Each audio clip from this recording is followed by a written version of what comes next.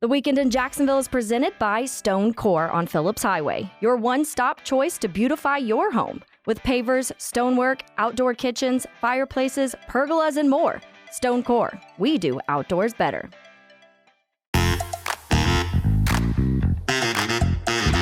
Hello, Hicken here, ready to talk all things Jacksonville sports this weekend. Brought to you by our friends at Stonecore and the makers of the illustrious, beautiful Bernie Grill. And we have our little mascot.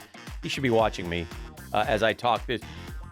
Trevor Lawrence is a bust.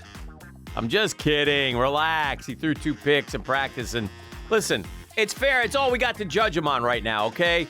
And look, he wasn't great in the red zone last year. The Jags were not a great red zone team. I think that's one of the reasons why they went and got Gabe Davis. I think his big size will help inside the red zone.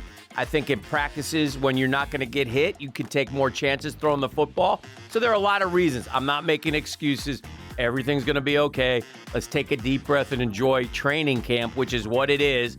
Practice, okay? And then we'll see. We'll see. We all know that Trevor has to play better. We all know that Trevor had 21 turnovers last year. I think if we can just cut out the fumbles, we'll be in much better place, and that's the biggest issue. The interceptions are going to happen. We have chronicled on the drill what Mahomes threw, what Josh Allen threw.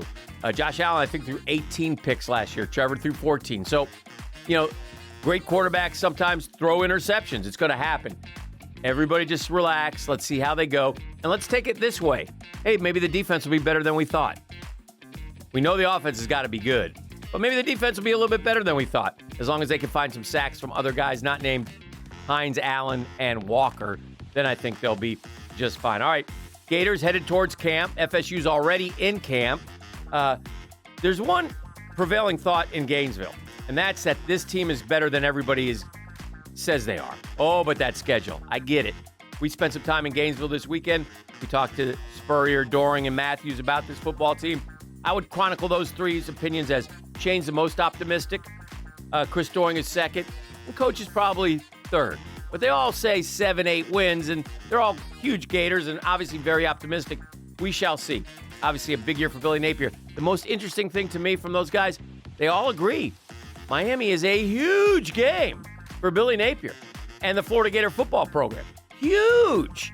They never play. Shane and Chris said they never played in an opener like that one, having that kind of, big game off the top.